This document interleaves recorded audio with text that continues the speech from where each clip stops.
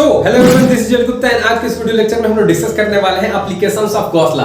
यानी इससे प्रीवियस वाले लेक्चर में जो हम लोगों ने पढ़ रखा था गॉस लॉ के बारे में, अब उसका यूज देख लेते हैं आखिर में उसका यूज कहां-कहां पर होगा, क्योंकि ये बहुत ही ज्यादा इंपॉर्टेंट टॉपिक है आपके एग्जाम के पॉइंट ऑफ व्यू से और साथ साथ में कंपैरेटिव एग्जाम के पॉइंट ऑफ व्यू से भी।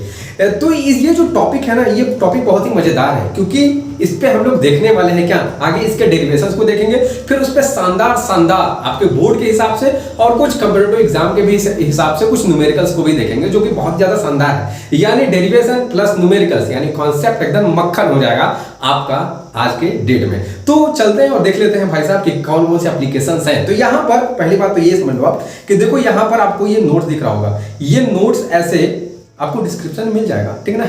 तो यहाँ पर ये नोट्स आपको मिल जाएगा, लेकिन इसके जो एप्लीकेशंस यानी जो गॉस लॉ के एप्लीकेशंस है, वो जो एप्लीकेशन आप देखोगे कि यहाँ पर कहाँ पे चले गया भैया, गॉस लॉ के एप्लीकेशंस, हाँ यहाँ पर अब जब देखोगे ये देखो जो अब देखो गॉस लॉ के जो एप्लीकेशंस है ना वो ये हैं कि जैसे आप इलेक्ट्रिक फील्ड इंटेंसिटी पहले बहुत बड़ा डेरिवेशन हो जाता था, उसके हेल्प से आप इलेक्ट्रिक फील्ड इंटेंसिटी की वैल्यू फाइंड आउट कर सकते हैं भैया इक्वेटोरियल एक्सियल पॉइंट पे।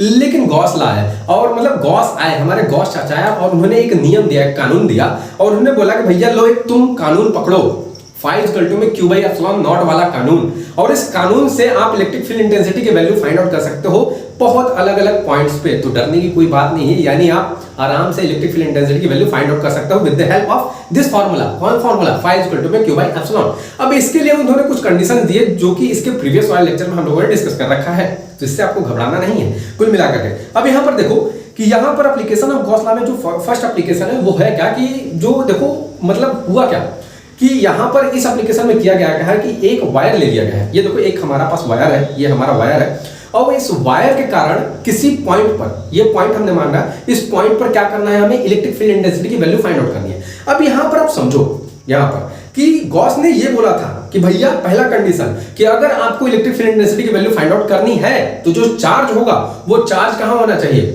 गॉसियन सरफेस के अंदर होना चाहिए। गॉसियन सरफेस होता क्या है यार, एक इमेजिनरी हम लोग सरफेस ड्रा कर देते हैं, वो अलग अलग मतलब फिगर के लिए अलग अलग सरफेस हो सकता है, और वो सरफेस क्या होना चाहिए, जो गॉसियन सरफेस सिमेट्रिकली होना चाहिए। सिमेट्रिक का मतलब भैया जिसको आधा आधा काट दिया जाए, जैसे एक वायर है तो वायर के कारण जो हमारा गॉसियन जो सरफेस बनाते हैं सिलेंड्रिकल बनाते हैं कि इस तरीके से सिलेंड्रिकल बनेगा। ये देखो यहाँ से सिलेंड्रिकल इस तरीके से ड्रा कर दिया और यहाँ से इस तरीके से ड्रा कर दिया यहाँ से, तो ये सिलेंड्रिकल यहाँ पर गॉसियन सरफेस बन जाता है। क्यों भैया, सिलेंड्रिकल अगर गॉसियन सरफेस बनाओगे तो इसको सिमेट्रिकल, ये सिमेट्रिकल कहलाएगा। क्यों? क्योंकि अगर सिलेंडर को आधा आधा काट दोगे ना तो ये पूरा पार्ट में बढ़ जाएगा। अभी फिगर में देख लेते हैं क्या है क्या नहीं, तो आपको घबराने की जरूरत नहीं है। अब यहाँ पर देखो तो फर्स्ट एप्लीकेशन क्या है कि क्या करना है, एक इनफिनिटली लॉन्ग वायर ले लेना है और इस वायर को यूनिफॉर्मली चार्ज किया गया है, मतलब चारों तरफ चार्ज कर दिया गया है, बात समझ में आ रहा है, और इसके कारण किसी पॉइंट पे आपको electric field intensity find out करनी है, बात समझ में आ गया। अब यहाँ पर देख लो, यहाँ पर है क्या कि यहाँ पर जब आप देखोगे तो देखो यहाँ पर वही चीज पूरा का पूरा ये थ्योरी में लिखा गया है। क्या लिखा गया है यहाँ पर कि एप्लीकेशन ऑफ गॉस लॉ हमको देखना है। क्या देखना है भैया, एप्लीकेशन ऑफ गॉस लॉ की एप्लीकेशन ऑफ गॉस लॉ। इसमें पहला क्या है कि कैलकुलेट इलेक्ट्रिक फील्ड इंटेंसिटी यानी ई की वैल्यू फाइंड आउट करनी है ड्यू टू इनफाइनाइट, एक इनफाइनाइट ले लेना है, infinite long uniformly charge wire, long लेना है इनफाइनाइटली वो भी, यानी ये जो वायर है ये इनफाइनाइट तक गया है। अब देखो इनफाइनाइट का मतलब बच्चे लोग अलग अलग तरीके से सोचते हैं। देखो इनफाइनाइट का मतलब इस चार्ज जो छोटकू सा जो चार्ज लेते हैं, पिद्दू सा जो चार्ज लेते हैं, उस चार्ज के अकॉर्डिंग ये इनफाइनाइट तो होगा ना भाई। अरे देखो भाई साहब, चार्ज बहुत ही छोटी क्वांटिटी होती है, बहुत ही छोटा। अरे यार आप देखते हो कि अगर एक न्यूक्लियस है तो न्यूक्लियस का जो रेडियस देखते हो आप, वो 10 to the power minus 15 metre होता है, 10 टू द पावर माइनस 15, जो कि बहुत कम होता है। तो उसमें जो अंदर में जो चार्ज होते हैं या फिर इलेक्ट्रॉन या एटम का अगर आप देखते हो कि एटम का साइज कितना है, 10 टू द पावर माइनस 15, तो sorry 10 to the power minus 10 होता है, 15 metre, sorry 10 to the power minus 10 metre होता है। तो 10 टू द पावर माइनस 10 समझ लो कितना छोटा हो गया, बहुत छोटी सी वो क्वांटिटी हो गई। तो बात को समझिए यहाँ पर। तो यहाँ पर आप देखोगे कि उतना छोटा जगह, मतलब कि एटम के अंदर उतना छोटा जगह, उसमें इलेक्ट्रॉन है, तो इलेक्ट्रॉन समझो कितना छोटा होगा। तो वो छोटे से इलेक्ट्रॉन के लिए ये इन्फिनिटी होगा भाई साहब। यहाँ पर इलेक्ट्रॉन रख दो, यहाँ पर छोटा सा इलेक्ट्रॉन रख दिया। अब इलेक्ट्रॉन इधर देखेगा तब भी उसको दिखेगा लो, ये तो ब्लैक पेन ही दिख रहा है, इधर देखेगा तो ब्लैक पेन ही दिख रहा है। तो ये इलेक्ट्रॉन के कारण ये जो होगा, ये जो मतलब इतना ही छोटा क्या कहलाएगा, इनफाइनाइट कहलाएगा। बात को समझिएगा। अब यहाँ पर देखिए, अब यहाँ पर फिगर देख लीजिए, फिगर में अब यहाँ पर फिगर में हम लोगों ने हम करेंगे क्या कि फिगर आपको दिखा देते हैं कि फिगर आपको किस तरीके से ड्रा होगा। देखो ये फिगर एकदम शानदार है, आपको एकदम इजीली समझ में आ जाएगा कि किस तरीके से ये फिगर है। आपको बस थोड़ा सा ध्यान लगा करके, थोड़ा सा मौन धारण करके समझना है चीजों को, बात को समझिएगा, ठीक है ना। एक मिनट थोड़ा सा मैं देख लूं कि वो रिकॉर्ड हो रहा है कि नहीं, बस थोड़ा सा, क्योंकि कल मैं 1 घंटा का वीडियो रिकॉर्ड कर रहा था और कसम बता रहा हूँ पूरा का पूरा पता चल रहा है कि उधर रिकॉर्डिंग नहीं हो रहा था। बस 1 सेकेंड।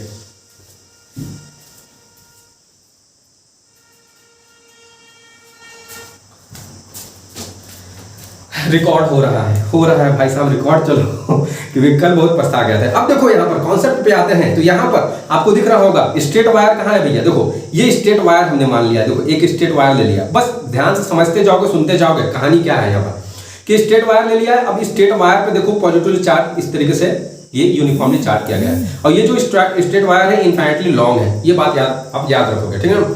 ये क्या है, इनफाइनाइटली लॉन्ग है, इतना बात आप याद रखोगे। अब यहाँ पर देखो, अब यहाँ पर आप देखोगे कि ये जो वायर है ये पूरा का पूरा इनफाइनाइटली लॉन्ग है, ये चार्ज के हिसाब से, यानी चार्ज जो जब देखेगा इसको तो दिखेगा कि इनफाइनाइटली लॉन्ग है, वो इस बात समझ में आ गया। अब यहाँ पर इसको चार्ज भी दिया गया है, पॉजिटिव चार्ज भी ले लिया है हमने, बस।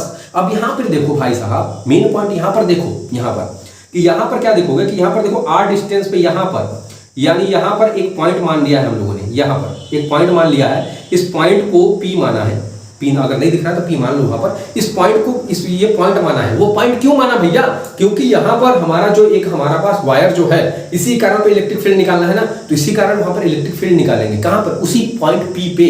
अब देखो भैया सुनना कि गॉस ने बता रखा है कि जिस पॉइंट पे भी आपकी इच्छा है कि वहां पर आप इलेक्ट्रिक फील्ड इंटेंसिटी निकालना चाहते हो, तो वहां पर क्या करोगे, एक इमेजिनरी सरफेस ड्रॉ करोगे। वो इमेजिनरी सरफेस ही क्या कहलाता है, गॉसियन सरफेस कहलाता है। तो यहां पर देखो इसी पॉइंट पे एक इमेजिनरी सरफेस ड्रॉ कर दिया। अब हमने आपको बताया कि भैया इमेजिनरी जो सरफेस होता है वो एक क्या होता है, मतलब उसी को गॉसियन सरफेस बोलते हैं, और वो जो गॉसियन सरफेस है वो सिमेट्रिक होना चाहिए, यानी इस ऑब्जेक्ट के सिमेट्रिक क्या होगा, गॉसियन सरफेस तो सिलिंड्रिकल होगा।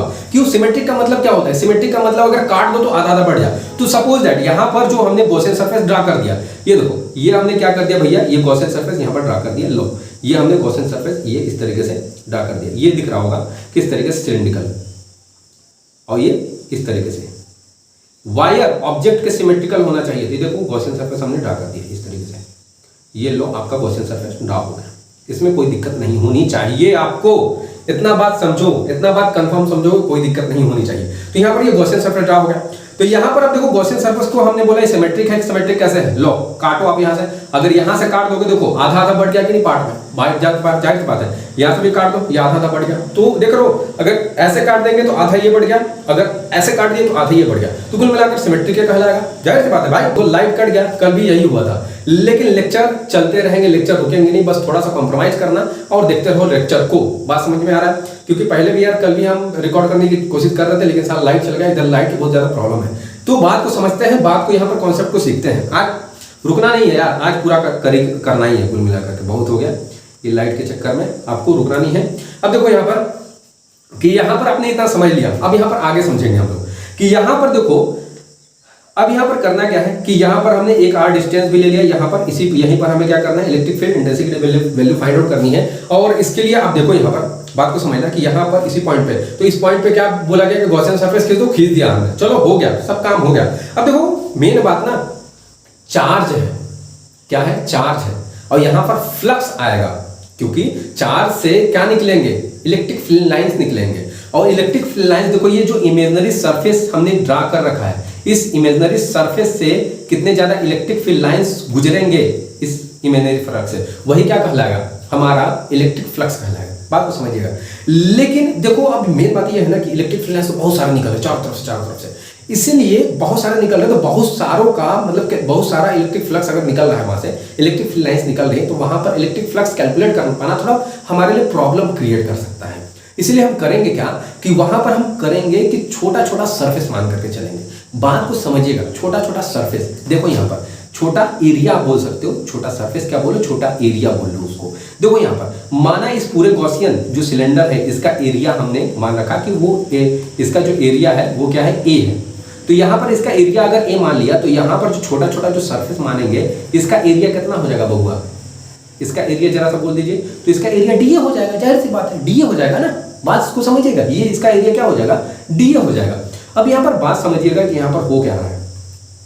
अब यहाँ पर आप देखोगे कि इसका जो एरिया है वो डीए हो जाएगा। अब यहाँ पर देखोगे, ये देखो कि यहाँ पर क्या हो जाएगा, ये अब देखो इसका जो एरिया हमने डीए मान लिया। अब यहाँ पर समझना, ये जो रेड कलर का देखो, ये हमने परपेंडिकुलर जो ड्रा किया वो है क्या, इसके बारे में मैंने आपको बता रखा है कि भैया उसे बोलते हैं एरिया वेक्टर। बात समझ में आ रहा है, उसे क्या बोलते हैं, एरिया वेक्टर। और एरिया वेक्टर क्या होता है, किसी के भी परपेंडिकुलर होता है, ये बात आप ध्यान रखोगे कि यहाँ पर एरिया वेक्टर क्या होगा, परपेंडिकुलर, मतलब जैसे कॉपी है तो कॉपी के ऊपर क्या कर दो, इस तरीके से पेन रख दो, एकदम सीधे सीधा पेन रख दो, तो वो परपेंडिकुलर। तो एरिया वेक्टर हमेशा परपेंडिकुलर होता है टू द सरफेस। तो ये आपको ध्यान में रखना है, ये आपको याद रखना है, इसमें आपको गड़बड़ाना नहीं है भाई साहब। तो ये बात समझिएगा कि हम क्या बताने की कोशिश कर रहे हैं। तो एरिया वेक्टर हमेशा, अगर ये सरफेस हमने मान रखा है तो यहाँ पर एरिया वेक्टर क्या होगा, परपेंडिकुलर। एंड अब यहाँ पर देखो कि यहाँ पर बात आती है इलेक्ट्रिक फील्ड के डायरेक्शन की। इलेक्ट्रिक फील्ड किधर होगा, देखो अब चार्ज है, पॉजिटिव चार्ज है, पॉजिटिव चार्ज के कारण जो इलेक्ट्रिक फील्ड लाइंस निकलती है चारों तरफ निकलती है, यानी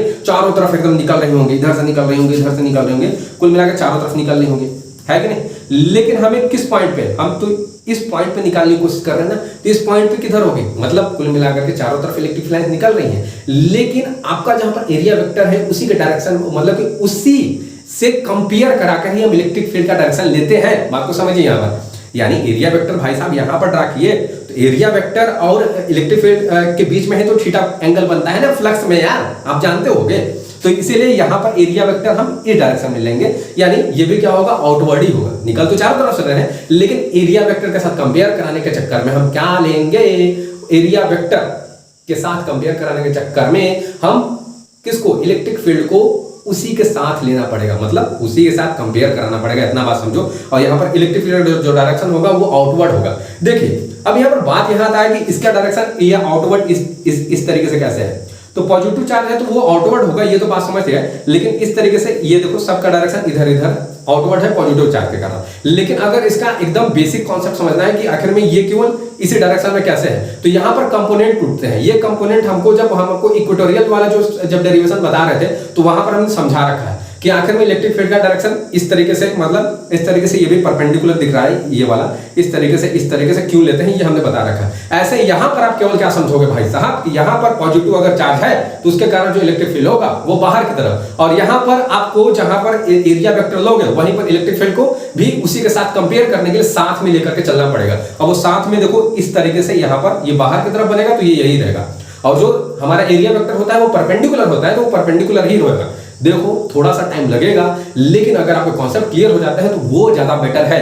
थोड़ा सा टाइम अधिक लगे लेकिन आपके कॉन्सेप्ट क्लियर होने चाहिए, ये बात आप ध्यान रखना। तो यहां पर आप समझना, अब यहां पर देखो, अब यहां पर ये होगा क्या कि यहां देखो, हाँ देखो अब ये पेन दिख रहा होगा आपको, वो पेन कैसा है, देखो पेन एक सिलेंडर टाइप का है, तो जिसमें देखो 3 सरफेसेस होते हैं, बात को समझिएगा। इसमें 3 सरफेसेस होते हैं, पहला ये, दूसरा ये नीचे का सरफेस हो गया, अरे घर का बेलन देख लिया करो जिससे मम्मी से मार खाते हो आप लोग, ठीक है। तो ये पहला ये सरफेस हो जाता है, दूसरा ये, तीसरा ये कवर्ड वाला यानी घुमा हुआ। तो 3 सरफेसेस होते हैं, तो 3 सरफेस याद रखोगे। अब यहाँ पर देखो, इसीलिए हमने 3 सरफेस यहाँ पर मान के भी रखे हैं कि यहाँ पर 1 सरफेस हो गया, यहाँ पर 2 सरफेस, यहाँ पर 3 सरफेस। आपको एंगल ऑलरेडी समझा दिया है, वो समझाना ज्यादा जरूरी था, तो यहाँ पर इसीलिए 3 सरफेस मान के रखा है। इस सरफेस देखो इलेक्ट्रिक फील्ड लाइंस आउटवर्ड होगी, पॉजिटिव चार्ज आउटवर्ड के कारण।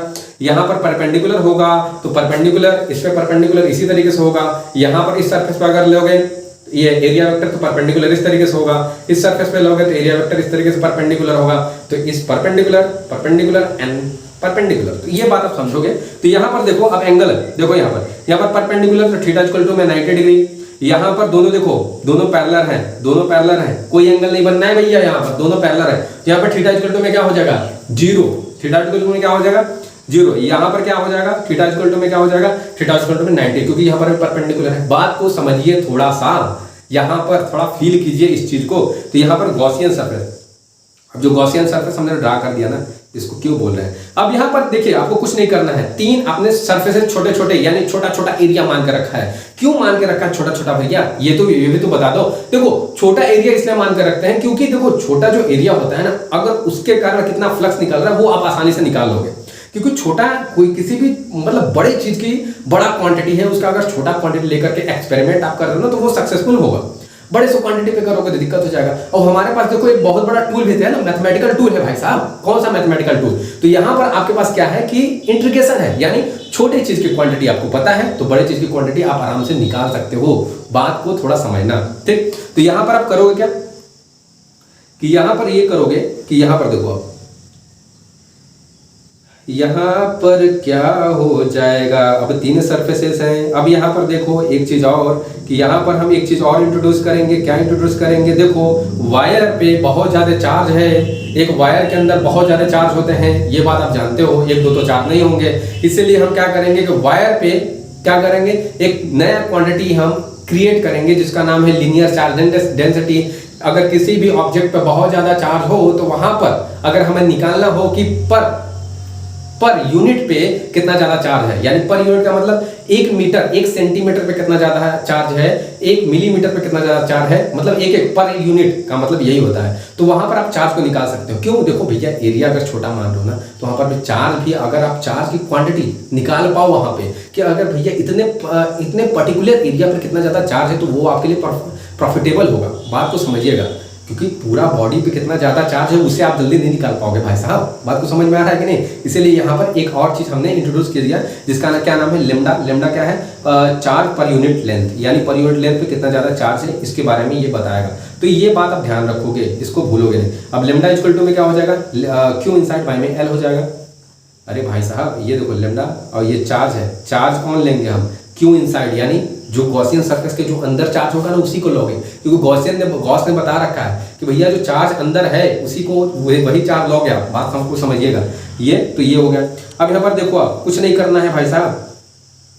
अब यहाँ पर देखो, अब जो 3 हमने छोटा एरिया मान रखा था वहां से इलेक्ट्रिक फ्लक्स तो निकलेगा ही, वो कंफर्म है।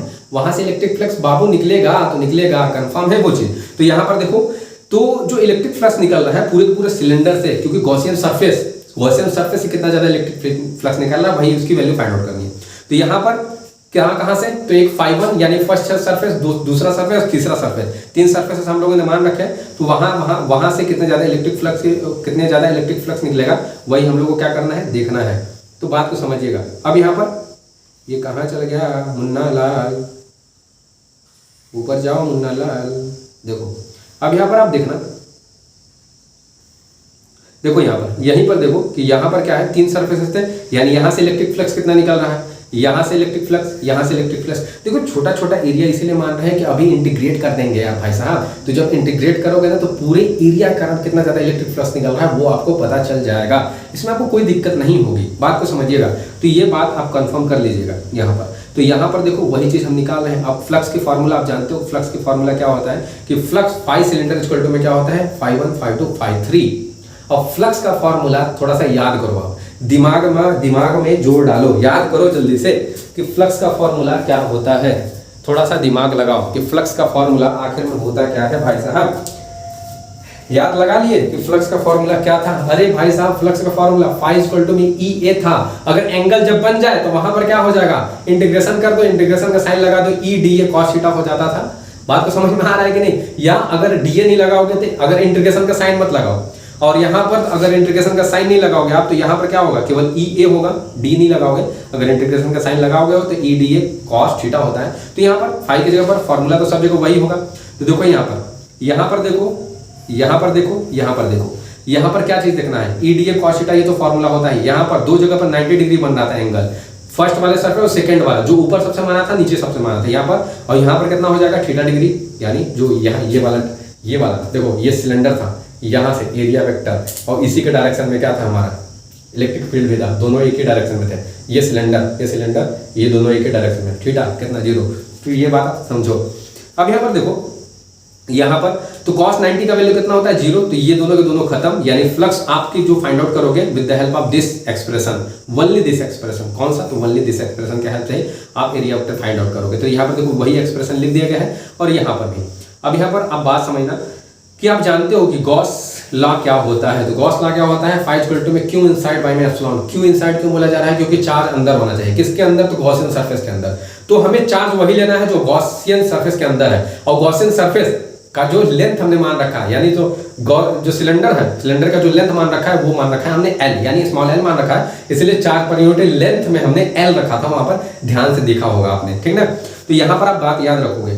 अब यहां पर देखो कि यहां पर क्या है, क्यू इनसाइड। अब देखो फ्लक्स यानी फाई की वैल्यू की जगह पर आप ये रख दोगे, क्योंकि भैया वहां पर भी एक गॉसियन सरफेस खींचा है, सिलेंडर है हमारा गॉसियन सरफेस, तो यहां पर कुछ मिला के फाई सिलेंडर की जगह पर आप इतना वैल्यू रख दोगे, यानी Q inside by epsilon not रखोगे। किसके जगह पर, इसके जगह पर इतना वैल्यू रख दो। अब इतना वैल्यू रख दोगे आप, देख लो भैया, अब इतना अगर वैल्यू रख दिए तो फिर बवाल हो गया, मतलब कुल मिलाकर के आपका काम बन गया। ये बात समझो, यहाँ पर क्यू इनसाइड बाई में एप्सिलॉन नॉट हो गया। अब देखो बाई में इतना हो गया। अब देखो इलेक्ट्रिक फील्ड सब जगह सेम है, गॉस ने ये बता रखा था भाई साहब कि अगर भैया इलेक्ट्रिक फील्ड का डायरेक्शन अगर एक ही डायरेक्शन आपको मिल जाए ना, तब आपका मक्खन हो गया, तब आपका जो डेरिवेशन है मक्खन हो गया भाई साहब, बात को थोड़ा समझिएगा। तब आपका जो डेरिवेशन है मक्खन हो गया। यहाँ पर देखो, अब यहाँ पर क्या है कि यहाँ पर ये हो जाएगा भाई साहब कि ई ए हो जाएगा, यानी ई बाहर आ गया। अब यहाँ पर देखो ये है क्या, अरे ये एरिया है, पहचानो इसको, पहचानो। अगर इंटीग्रेट कर दोगे इसको तो ये क्या आ जाएगा, ए आ जाएगा। A is the area of cylinder, यानी एरिया ऑफ सिलेंडर, यानी कर्व्ड सरफेस एरिया लोगे तो यहाँ पर कितना होता है उसका, ये एरिया कितना होता है कर्व्ड सरफेस एरिया, तो 2 पाई RL हो जाएगा। तो 2 पाई RL यहाँ पर नीचे लिखा हुआ है, तो यहाँ पर आप देखो ये 2 पाई RL हो गया आपका। और यहाँ पर देखो ये क्यू इनसाइड की वैल्यू क्या हो जाएगी, ये लेमडा से निकाल लोगे कि चार्ज पर यूनिट लेंथ पे। तो यहाँ पर चार्ज की वैल्यू, चार्ज आप कैपिटल क्यू ही मान लो, ज़्यादा बेटर रहेगा क्योंकि वहाँ पर कैपिटल क्यू माना था। तो लेमडा एल इक्वल टू में क्या हो जाएगा, क्यू। तो क्यू के वैल्यू लेमडा एल, देखो क्यू की वैल्यू की जगह पर लेमडा एल रख लो यहाँ पर आराम से। और यहाँ पर क्या हो जाएगा, यहाँ पर इक्वल टू में ये एरिया हो जाएगा, एरिया ऑफ सिलेंडर। तो ये बात को ध्यान रखना, एल से एल यहाँ पर कैंसिल आउट हो जाना है, तो एल से एल आपका कैंसिल आउट हो गया। इक्वल टू में क्या हो जाएगा, लेमडा बाई में 4 पाई एप्सिलॉन नॉट आर। बात को समझो, और this is the formula for electric field intensity. If we take the wire, वो भी इनफाइनाइटली लॉन्ग वायर अगर हम लेंगे, तब उस केस में आपका जो इलेक्ट्रिक फील्ड की जो वैल्यू आएगी वो इतना आ जाएगी, यानी इक्वल टू में लेमडा बाई में 4 पाई एप्सिलॉन नॉट। इसको देखो इस तरीके से भी लिख सकते हैं हम, अगर हमें डेरिवेशन करना होगा, सॉरी अगर न्यूमेरिकल करना होगा। अभी न्यूमेरिकल कर लेते हैं कि ऊपर से 2 से मल्टीप्लाई कर दिया, इसी एक्सप्रेशन को देखो, ऊपर 2 से मल्टीप्लाई कर दिया तो अपना मन माना था ही नहीं, घर का खेती तो है नहीं, इसलिए नीचे भी हमको 2 से मल्टीप्लाई करना पड़ेगा, तो एप्सिलॉन 0 नॉट हो जाएगा। ये बात आप समझो। ये कभी कभी मूंछ हमारा ना दिक्कत होने लगता है, इसको संभालना पड़ता है। मूंछ रखना बहुत ज़्यादा मतलब प्रॉब्लम क्रिएट करता है गर्मी के दिनों में यार। देखो यहाँ पर, अब यहाँ पर बात यहाँ पर समझो आप कि इक्वल टू में क्या हो जाना है बच्चों, equal to 1/4 pi epsilon naught. अरे भाई साहब इसको अलग कर दो 2 लेमडा बाई में। ऐसा क्यों कर रहे हो सर, क्यों पागल बना रहे हो हम लोग को। देखो पागल यहाँ पर नहीं बनाया जा रहा है बउआ, पागल यहाँ पर क्यों नहीं पागल बनाया जा रहा है। देखो यहाँ पर ये बताया जा रहा है कि 1/4 बाई एप्सिलॉन नॉट की वैल्यू 9 × 10⁹ होता है, तो उसकी वैल्यू यहाँ पर न्यूमेरिकल पे आप रख सकते हो, इसीलिए 2 से मल्टीप्लाई कर दो, तो एक्सप्रेशन जो आपका जो क्वेश्चन है वो क्या हो जाएगा, इजी हो जाएगा। बात समझ में आ गया। अब चलो थोड़ा सा न्यूमेरिकल भी देख लेते हैं, शानदार इस पे न्यूमेरिकल, और फिर आगे और भी बहुत कुछ करेंगे, तो चलो देख लेते हैं भाई साहब। अब यहाँ पर देखो न्यूमेरिकल क्या क्या है भाई साहब। न्यूमेरिकल देखो, न्यूमेरिकल में क्या है कि न्यूमेरिकल में आपको दे रखा है भैया, क्या देख रखा है सर बता तो दो। लिख रखा है कि एन इनफाइनाइट लाइन चार्ज है। लाइन चार्ज का मतलब इस तरीके से लीनियर चार्ज की बात की जा रही है कि लीनियर वायर है, लीनियर कंडक्टर है, उस पर चार्ज है बस। तो linear charge produces a field of 9 × 10⁴ newton per coulomb at a distance of 2 centimetre. तो यहाँ पर डिस्टेंस ऑफ 2 सेंटीमीटर पे, यहाँ डिस्टेंस ऑफ 2 सेंटीमीटर पे, ये डिस्टेंस ऑफ 2 सेंटीमीटर पे क्या है, यहाँ पर जो इलेक्ट्रिक फील्ड की वैल्यू है, वो इलेक्ट्रिक फील्ड की वैल्यू ये देखो, ये दिया है। इलेक्ट्रिक फील्ड की जो वैल्यू है ये दिया हुआ है। बात समझ में आया, यानी डिस्टेंस दे दिया, इलेक्ट्रिक फील्ड दे दिया। अब क्या पूछ क्या रहा है, तो पूछ क्या रहा है भाई साहब स्वाहा पंडित जी।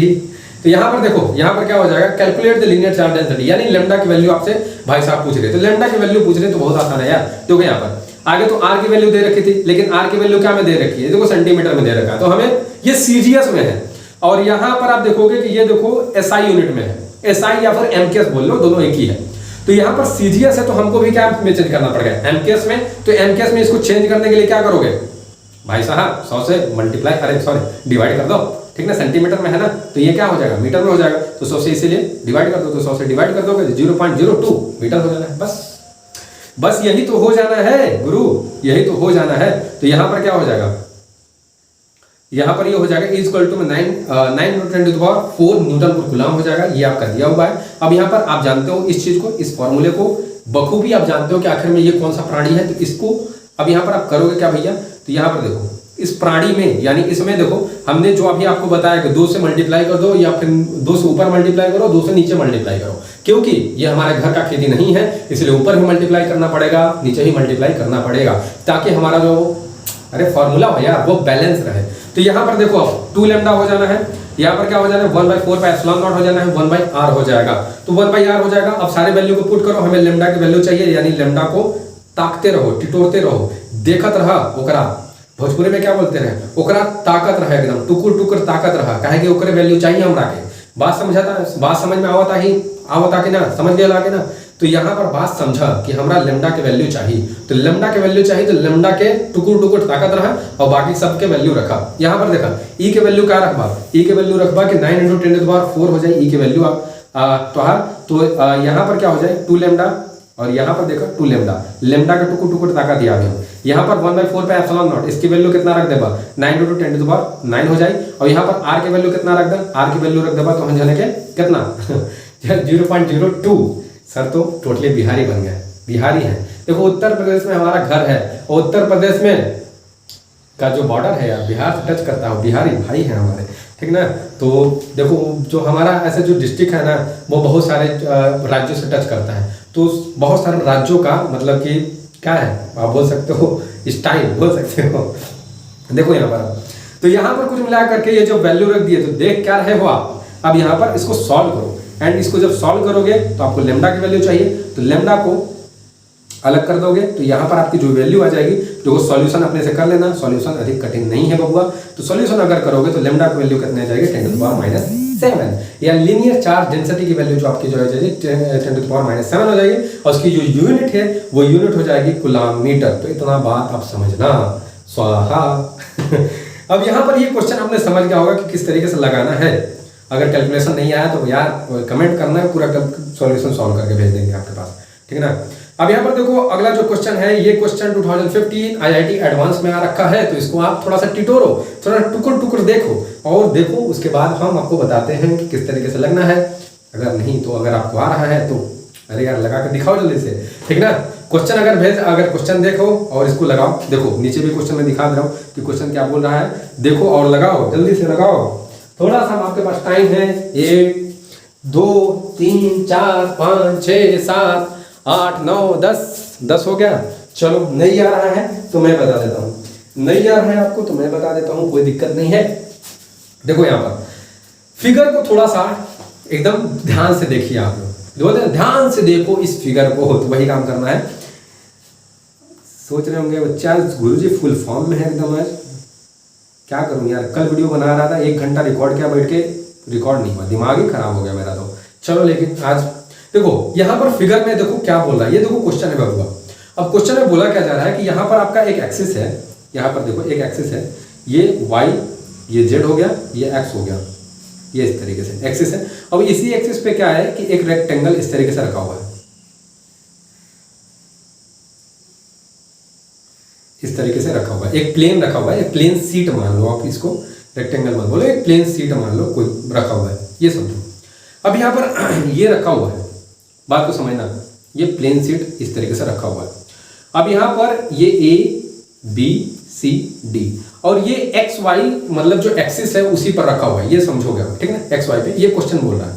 अब इसी वाई एक्सिस से इतने डिस्टेंस पे, कितना डिस्टेंस है √3/2 a, इतने डिस्टेंस पे क्या है कि एक हमने वायर ले रखा है, ये भी इनफाइनाइट स्ट्रेट वायर है, इनफाइनाइट स्ट्रेट लॉन्ग वायर है, बात को समझिएगा। अब यहाँ पर वायर लिख रखा है, तो यहाँ पर क्वेश्चन ये पूछ रहा है ना कि भैया अगर इतना है तो जाहिर सी बात है वायर ले रखा है तो वायर पे चार्ज होगा, वो चारों तरफ इलेक्ट्रिक फ्लक्स निकाल रहा होगा। तो इलेक्ट्रिक फ्लक्स की वैल्यू इसमें दे रखी है कि भैया वो अगर इलेक्ट्रिक फ्लक्स निकाल रहा है तो इलेक्ट्रिक फ्लक्स की जो वैल्यू है λL बाई में कितना दिया दे रखा है, देख लो क्वेश्चन में, क्वेश्चन तो आगे देख लो तब तो क्वेश्चन लगेगा ना भाई साहब। तो यहाँ पर इसकी जो इलेक्ट्रिक फ्लक्स की जो वैल्यू है देखो यहाँ पर दे रखा है, कितना रखा है कि इलेक्ट्रिक फ्लक्स की वैल्यू दे रखा है कि ABCD से, मतलब अरे वायर है और वायर के कारण इलेक्ट्रिक फ्लक्स निकल रहा होगा चारों तरफ। तो इस ABCD जो प्लेन सीट रखा हुआ है XY पे, उस सीट से बता रहा है कि जो इलेक्ट्रिक फ्लक्स है वो लैम्डा एल बाई में एन एप्सिलॉन नॉट निकल रहा है, इलेक्ट्रिक फ्लक्स इतना निकल रहा है, ये क्वेश्चन में बोल रहा है। तो यहाँ बोला जा रहा है then find the value of N, तो एन की वैल्यू आपको प्राप्त करनी है यानी निकालनी है, यानी एन की वैल्यू आपको प्राप्त करनी है भाई साहब, तो ये बात याद रखना। तो यहाँ पर एबीसीडी अब ये एक्स वाई प्लेन में रखा हुआ है वगैरह वगैरह, तो एन की वैल्यू अब देखो प्राप्त करनी है, इतना फ्लक्स निकल रहा है, तो एन की वैल्यू आपको प्राप्त करनी है, तो देखो किस तरीके से प्राप्त करोगे। पहली बात बबुआ ये सुनो, पहली बात देखो, अगर वायर है और वायर के कारण आप देख रहे हो कि बबुआ कि ये देखो वायर दिख रहा होगा, अगर ये वायर है तो वायर पे चार्ज है, इलेक्ट्रिक फ्लक्स निकल रहा है, ठीक, चारों तरफ निकल रहा है, वो 360 में निकल रहा है। आप ये बोलोगे कि वायर के कारण जो इलेक्ट्रिक फ्लक्स निकल रहा है, इधर निकल रहा है, इधर में, तो 360 में निकल रहा होगा इलेक्ट्रिक फील्ड लाइंस। बात समझ में आ रहा है? अब देखो इलेक्ट्रिक फील्ड लाइंस जब निकल रहा है तो यहाँ पर इलेक्ट्रिक फ्लक्स कब बोलोगे आप, जब इस पे आप कोई सरफेस ड्रा करोगे इस तरीके से। देखो तो यहाँ पर देखो यह बात समझना, ये वायर चार्ज है, अब चार्ज है तो इलेक्ट्रिक फील्ड लाइंस निकल रहे होंगे, पॉजिटिव चार्ज है तो इलेक्ट्रिक फील्ड लाइंस निकल रहे होंगे इस तरीके से, सपोज दैट। अब यहाँ पर देखो अगर इस पे गॉसियन जो सरफेस ड्रा करें, क्योंकि सरफेस ड्रा करेंगे तो उस गॉसियन सरफेस से जितने इलेक्ट्रिक फील्ड लाइंस पास होंगी वही फ्लक्स कहलाएंगे, उस फ्लक्स की वैल्यू दे रखी है। तो यहाँ पर मेन बात ये आता है, मेन पॉइंट ये आता है कि आखिर में गॉसियन सरफेस क्या होगा। तो देखो बच्चा, गॉसियन जो सरफेस होगा ना, वायर है तो उसके कारण सिलेंड्रिकल ही होगा। देखो सिलेंड्रिकल कहाँ है, ये देखो भैया सिलेंड्रिकल यहाँ पर आपको दिखाया गया है। देखो ये देखो फिगर, ये वाला जो फिगर है इस तरीके से ड्रा होगा। देखो ये फिगर कि यहाँ पर जो वायर था, वायर ये था, और यहाँ पर जो हमारा सीट था इस तरीके से था। अब ये जो सीट है, इसी वायर पे हमने क्या किया है, गॉसियन सरफेस इस तरीके से ड्रा कर दिया है। देखो थोड़ा ये 2D में आपको फिगर देख रहा होगा, ये जो थोड़ा क्या कहते हैं सिलेंडर है थोड़ा और बड़ा बनता ताकि सिमेट्रिक थोड़ा सा लगता। ये थोड़ा समझने की कोशिश करना, लेकिन समझो कि सिमेट्रिक ही है थोड़ा सा, क्योंकि ये 3D में एक्चुअली में फिगर है, लेकिन आपको 3D में दिखाने की कोशिश की जा रही है। तो ये बात समझना। अब यहाँ पर बात समझो आप, अब यहाँ पे आपको उस एन की वैल्यू निकालनी है, एन की वैल्यू निकालनी है, और वो लैम्डा एल बाई में एन एप्सिलॉन नॉट का कहाँ से आया है कि वो बोल रहा है कि अगर वायर है तो जो एबीसीडी जो प्लेन है, इस प्लेन से कितना ज्यादा इलेक्ट्रिक फ्लक्स निकल रहा है उसकी वैल्यू दी गई है क्वेश्चन में ही, लैम्डा एल बाई में एप्सिलॉन नॉट। तो जो एन है वहां पर उसी एन की वैल्यू फाइंड आउट करनी है। तो यहाँ पर आपको ये प्लेन से नहीं बोलना है, ये जो हमने एबीसीडी जो प्लेन, ये प्लेन मानो, और यहाँ पर ये वायर रखा हुआ है, तो इस प्लेन से कितना ज्यादा इलेक्ट्रिक फ्लक्स निकल रहा है उसकी वैल्यू दे रखा है वहां पर लैम्डा एल।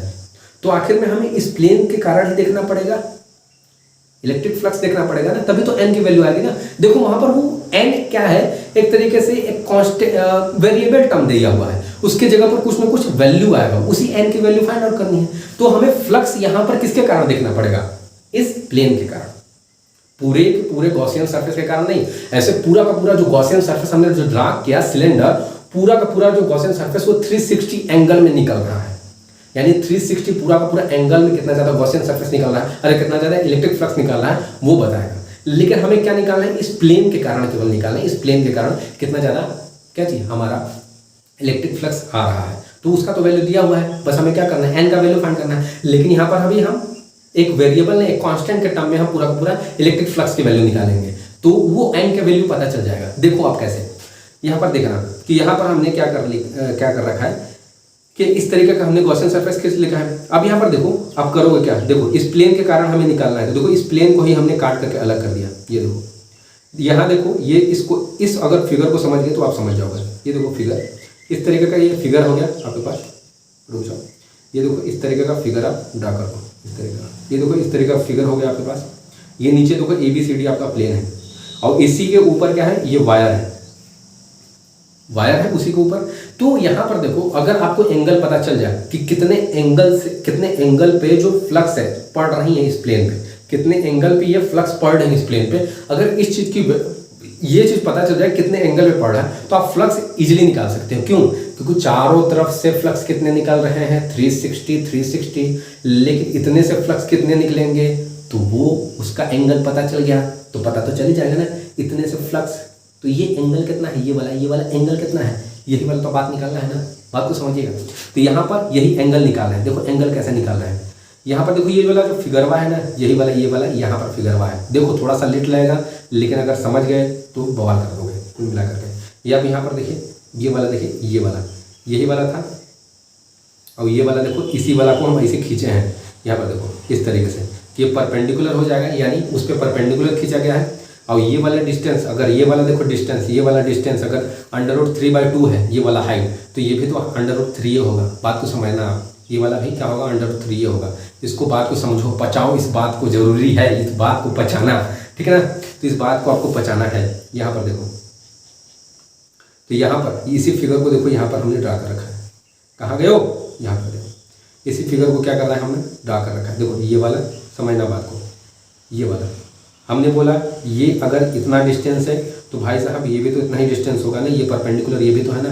ये देखो √3/2, ये पूरा का पूरा डिस्टेंस कितना था, ये ए था पूरा का पूरा डिस्टेंस। ये देखो पूरा का पूरा डिस्टेंस ए है, तो हमें कितना चाहिए डिस्टेंस है, इतना ही डिस्टेंस हम निकाल लेते हो। ये इतना कितना हो जाएगा, इतना की बात कर रहे हैं केवल इतना की, तो इतना ये डिस्टेंस कितना हो जाएगा, a/2 हो जाएगा, क्योंकि टोटल कितना है, ए है। बात को समझिएगा। तो यहाँ पर आप देख रहे हो कि ये डिस्टेंस कितना हो जाएगा, ये √3/2 हो गया है, यहाँ देखो √3/2 ए हो गया है, और ये a/2 हो गया है। तो यहाँ पर आप करोगे क्या, दिमाग लगाओ। क्या दिमाग लगाओगे भाई साहब, यहाँ पर tan थीटा लगाओ। देखो आप tan थीटा लगाओ, ये देखो यहाँ पर कि tan थीटा इक्वल टू में ये परपेंडिकुलर बाय बेस हो जाएगा। परपेंडिकुलर क्या होगा, यही तो होगा ना भाई साहब, परपेंडिकुलर ये हो जाएगा। एंड बेस क्या हो जाएगा, बेस तो यही ना होगा, बेस तो यही ना होगा। तो यहाँ से आप निकालोगे जब, तो यहाँ पर जो आपकी थीटा की वैल्यू आ जाएगी वो कितनी आ जाएगी, 60। कितनी हो जाएगी, 60। देखो थीटा की वैल्यू कितनी आ गई, 60। यही वाला तो एंगल चाह रहे थे ना, कितना एंगल पे, बात समझ में आ रहा है। अब ये एंगल नहीं चाह रहे थे, अभी देखो कितना ये वाला एंगल अभी निकलना बाकी है। तो ये देखो, अब देखो यहाँ पर समझिएगा, ये 90 परपेंडिकुलर पर ड्रा था, तो ये 90 है, ये 60 है, तो 90 और 60 कितना हो जाएगा, 90 और 60 कितना हो जाएगा, तो 150 हो जाएगा। 150 और 30 कितना हो जाएगा, तो 180। तो ये वाला, तो यहाँ पर ये 50 बना रहे हैं 150, तो ये कितना हो जाएगा, ये 30 तो होगा ना, क्योंकि एक ट्रायंगल में कितना टोटल एंगल कितना बनता है, कंप्लीट एंगल 180, तो ये 30 हो जाएगा। अगर ये 30 है तो इस एंगल में भी जब जाओगे आप, इस एंगल में मिलोगे तो tan थीटा 1 थीटा से लोगे तो यहाँ पर भी 30 आना है। यानी जो एंगल हम ये वाला निकाल रहे थे, ये वाला जो एंगल निकाल रहे थे, वो एंगल कितना है, 60 है। अब अगर इतना का वैल्यू अगर आपको समझ में आ गया होगा, आ गया कितने एंगल पे, 60 एंगल पे, तो आप नीचे का वैल्यू अब निकालोगे। देखो यहाँ पर अब देखो गॉसियन, पूरे गॉसियन सरफेस के कारण, यानी 360 एंगल क्योंकि चारों तरफ से निकल रहा है, तो उसके कारण जो फ्लक्स की वैल्यू होगी Q inside by epsilon not होगी। Q इनसाइड है क्या, Q इनसाइड देखो क्या है कि यहाँ पर लीनियर चार्ज डेंसिटी ये होता है। अब ये देखो सिलेंडर की लंबाई यही थी हमारी, L हमने ऊपर मान रखा था, तो यहाँ पर Q की वैल्यू कितने आ जाएगी, इसको कैपिटल Q मान लो चाहे स्मॉल q मान लो, कोई दिक्कत नहीं, लैम्डा इक्वल टू में कैपिटल Q बाय में ये हो जाएगा। अब यहाँ पर देखो, अब यहाँ पर देखो क्या हो जाएगा, Q की वैल्यू क्या हो जाएगी, लैम्डा L हो जाएगी। यहाँ पर ये समझो, तो लैम्डा L की वैल्यू यहाँ पर Q की जगह पर लैम्डा L रखो, पाई में एप्सिलॉन नॉट रखो, ये बात को समझिएगा। अब 360 टोटल एंगल में कितना फ्लक्स है, तो देखो इतना फ्लक्स है, बात को समझना। तो वन एंगल में कितना फ्लक्स होगा, तो इतना फ्लक्स हो जाएगा, यानी 360 नीचे चल जाएगा। यूनिटरी मेथड से लगा रहे हैं। और यहाँ पर अगर वन का पता चल गया तो यूनिटरी मेथड में जानते हो, अगर वन की किसी चीज़ की भी वन की वैल्यू पता चल गई तो आप किसी का भी वैल्यू निकालो, आपका वैल्यू पता चल जाएगा। तो देखो वन का वैल्यू पता चल गया था, तो यहाँ पर 60 डिग्री का वैल्यू, तो 60 से मल्टीप्लाई, अरे वन का पता चल गया तो 60 का निकालो, 60 डिग्री से मल्टीप्लाई कर दो। तो यहाँ पर जब ये सॉल्व करोगे तो ये नीचे क्या आ जाएगा, 6 आ जाएगा। यहाँ पर 60 डिग्री से, यानी इतना 60 डिग्री से कितना ज़्यादा फ्लक्स पार हो रहा है भाई साहब, तो इतना ही फ्लक्स पार हो रहा है। कमाल का क्वेश्चन है यार, थोड़ा सा बस इसमें कॉन्सेप्ट है, थोड़ा सा दिमाग है, कितना फ्लक्स पार हो रहा है। यानी अब देखो ऊपर वाला जो आपका दिया रहा था, जो आपका क्वेश्चन में दे रखा था एक्सप्रेशन, वो यही था एप्सिलॉन नॉट, लैम्डा L बाय में n एप्सिलॉन नॉट था। तो n की वैल्यू देखो, यहाँ पर n की वैल्यू कितनी हो जाएगी, 6 हो जाएगी। बस हो गया ये क्वेश्चन। अरे कंपेयर कर लो भाई साहब, ऊपर जो क्वेश्चन दिया था उसे कंपेयर करो, तो n की वैल्यू कितनी हो जाएगी, 6। बात को समझो, यहाँ पर जो छोटे छोटे जो बेसिक कॉन्सेप्ट है वही को उसी को समझना है। आई होप आपको समझ में आया होगा। अगर समझ में आया तो बोलो जय माता दी, बोलो जय भारत माता की, जय हिंद। कुल मिला करके देखो, आज मैं खुश इसलिए हूँ यार क्योंकि कल मैं दिन भर लगा रहा यार, वीडियो शूट नहीं हो पाया, लेकिन आज कुल मिला करके लाइट कटे चाहे लाइट जाए लेकिन वीडियो बनाना था तो बनाना था, इसीलिए मैंने बनाने की कोशिश की। देखो अब यहाँ पर ये वैल्यू आ जाएगी, तो ये वाला कुल मिलाकर के टॉपिक खत्म हो गया। तो ये देखो कुछ क्वेश्चन थे, ये क्वेश्चन ऐसे थे जो बेसिक भी थे, थोड़े एडवांस भी थे, जो कि आपके लिए, आपके कॉन्सेप्ट के लिए, आपके लिए बहुत ज़्यादा महत्वपूर्ण थे। आई होप, मैं ऐसा करता हूँ कि ये समझ में आया होगा। अगले लेक्चर में इससे इसका जो मतलब अगला जो हमारा ये एप्लीकेशन होगा उसको देखेंगे और उस पर डिपेंडेंट बढ़िया बढ़िया शानदार क्वेश्चन देखेंगे, ठीक है ना, बहुत शानदार। तो आज के लिए बस इतना ही, मिलते हैं एक नए वीडियो में एक नए लेक्चर के साथ। नमस्कार।